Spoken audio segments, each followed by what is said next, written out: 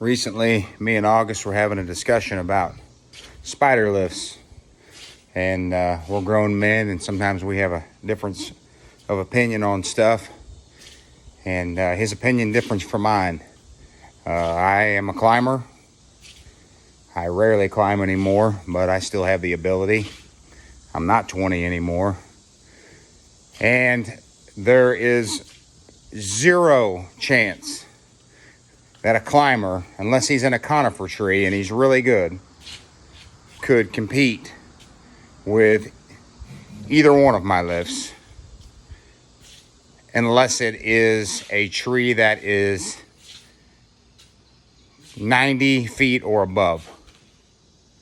And even at that, I still doubt he could compete. A conifer tree is a different type of thing.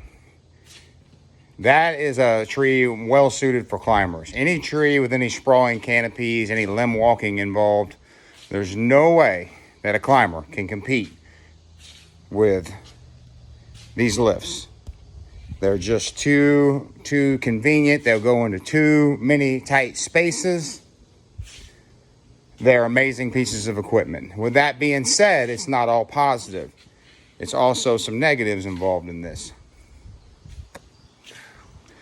There's two major negatives to owning a lift. The first one is the obvious, the expense. That one, if I can get it in here, I don't need to be in there. That one right there, 75-foot capability, I'll just say 130 to be safe. It may have been more than that. This one, 60-foot capability, 126, I think is what it was. That one, the 60-footer, is a 2020 with less than 100 hours on it.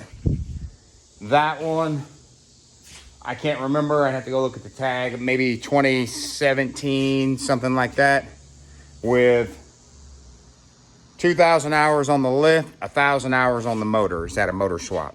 Both of them are diesel.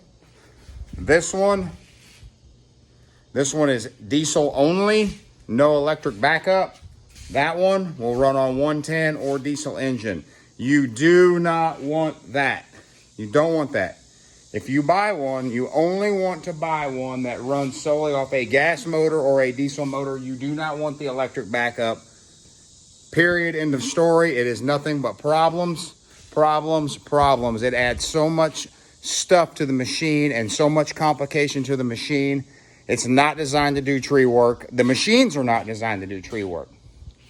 That machine was built to do atrium work. It is not designed to do tree work.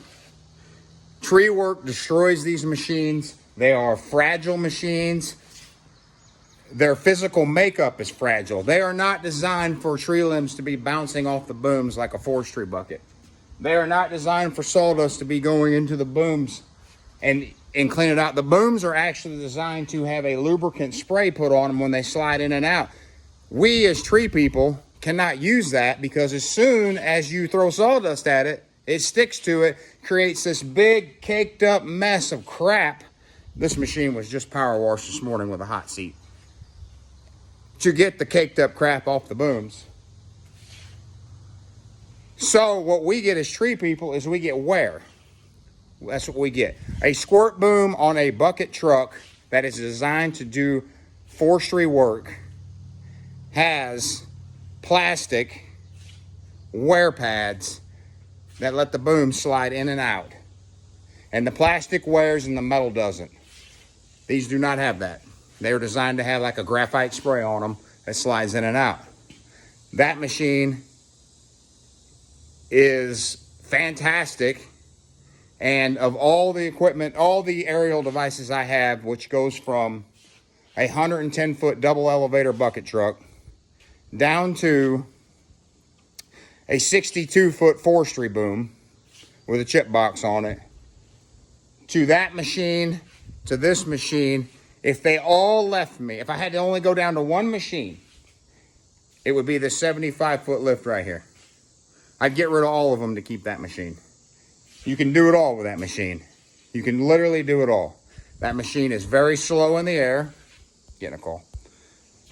It's very slow in the air. It moves slow, and they move slow. And I know another guy, he's a YouTube guy, and he's got a 100-footer. And he told me, he said, they move slow for a reason. He's 100% right. They move slow so you can't turn them over and do something really stupid in them because they are fragile. If you don't like looking down and seeing your boom bent like a fishing pole, this is not what you want. That's not talking about like when you pick up a 100-pound block of wood and you set it on the edge of your basket like we do in these forestry trucks. Swing out and throw it. That's just with a 200-pound man in it. You stretch that machine all the way out, the boom flexes. You can see the flex. You can see the arch in the boom. Okay, that's a 75-footer. This machine right here is actually built to do forestry work. If you look up that model right there, that machine is designed to do forestry work. It has no electric backup. It runs off a Kubota diesel, the same exact Kubota diesel that the other one runs off of. Doesn't have near the electronic bullshit on it. Has one place to control the machine, and that is a corded control pad right there. There's a cord underneath it. It goes in that basket right there. You pick it up out of there. You can drive it from the ground. You put it back up there. That machine right there, that machine has 3 points of control on it. Way more complicated system. They've definitely improved things on this. Okay, I did this video today because it's very rare these two machines are sitting in the same spot. They are today. They are today because that one had a hydraulic leak that I had to fix. This one, I'm not happy with some structural things on the boom, so I'm fixing to beef it up because I ran it up in the air yesterday due to some complaints. And I'm like, yeah, I don't like that. I'm gonna beef it up because it's very flimsy. They are flimsy. I can't say that enough. They're flimsy machines. They're extremely expensive to get parts for. Wish I could flip this around, but I don't know how. This cylinder right here, this outrigger was down. It took a limb across the ram and the hydraulic, and not even a big limb. I'm talking about a 3-inch round limb with brush on it. Hit that cylinder ram while it was fully extended and bent it. That cylinder had to come from Germany on a boat because of its weight and cost me, it was $1,300 and change for one little old cylinder. I had the old one repaired. If you think I'm bullshitting you, there's the old one right there. It's repaired, ready to go for the next time it happens. And there will be a next time. There will be a next time. That's just the nature of this business. Where am I at? So I'm going to beef this machine up. That's what I'm doing here. And I'm going to go to my next video is going to be about, do you want to own a tree service? I saw a question on one of August's thing asking about owning a tree service. Well, it's Saturday. I got 6 kids, 4 left at home. Wife, it's Saturday. And here I am. Do you want to own a tree business? So there are pluses, there are minuses, and we'll talk about that in another video. There's a lot of ups to owning your own business. There's a lot of ups to owning your own business. The tree business is an equipment business. It has turned into an equipment business. But at any rate, I'm walking around. I'm losing my train of thought here. So 2 machines. Hydraulic leak on that one today. This one beefing up the boom. 100 hours on that one. 2,000 hours on that one. Okay. If you want to own one of these machines, if you can't fix if you're taking your forestry truck to somebody to get the hydraulics worked on, to figure out electrical problems, etc., and you can't fix it yourself, you do not want to own a lift. You are not capable of owning a lift. My dealership for these lifts is phenomenal. They are outstanding to work with. They help me. I call them on the phone. They walk me through things. Can't get any better than my dealership. It's an hour and 45 minutes away from me when I'm in my truck empty. When I put a machine behind me, it's 2 hours away from me.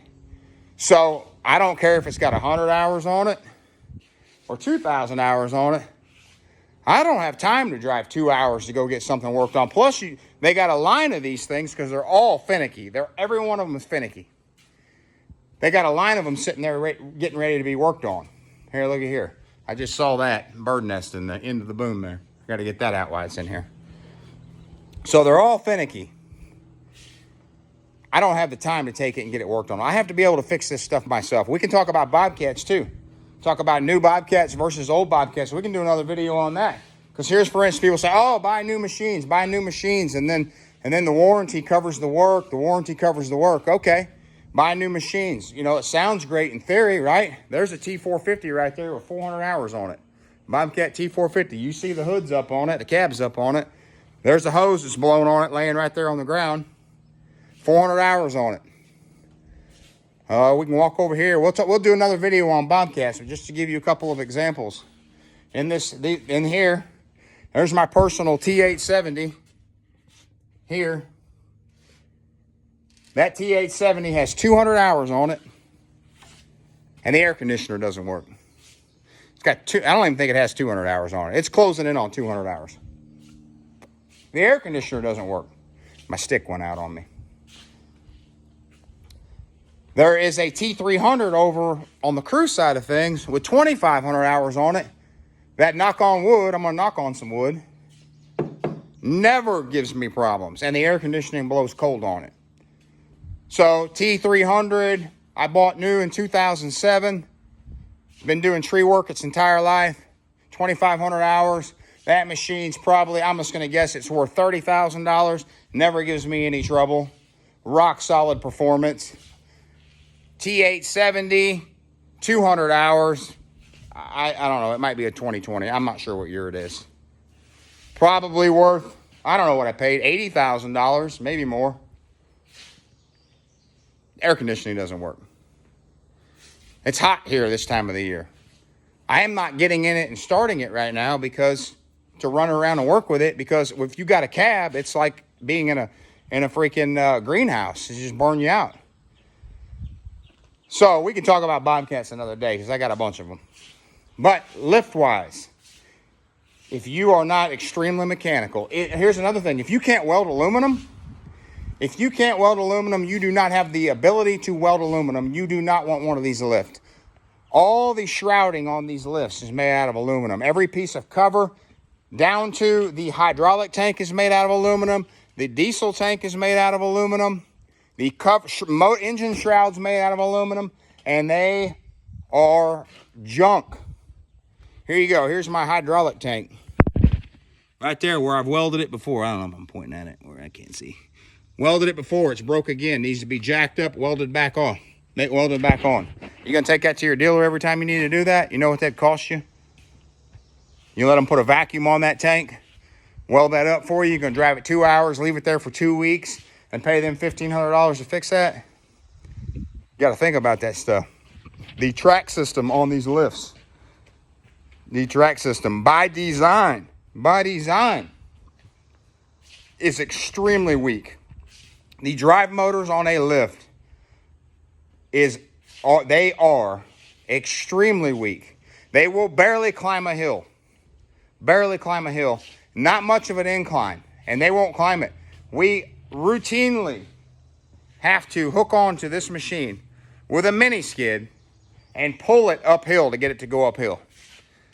I call Toypin about it. Nice people, very great company to deal with. Very nice people. Toypin, North Carolina, you can call them out there. They'll tell you anything you need to know. They say by design. By design. They're not designed to do tree work. They were not designed from the ground up to do tree work. They were designed to be working inside. That's why they will shrink down and they will go through a door into a building. They are not designed to do tree work. So drive motor is extremely weak. You will be disappointed every time you try to climb a hill or get it up on a trailer. If you have a trailer, we call in this part of the country, a tilt deck. If you have a trailer, that's a tilt deck. Tilt deck being trailers like these trailers. These two trailers here. Big Tex tilt decks. You pull the pin, the whole deck folds down. They will walk up on those beautifully. They will walk right up on them. It's very easy to unload and unload. If you have a trailer with ramps, good luck. Good luck to you.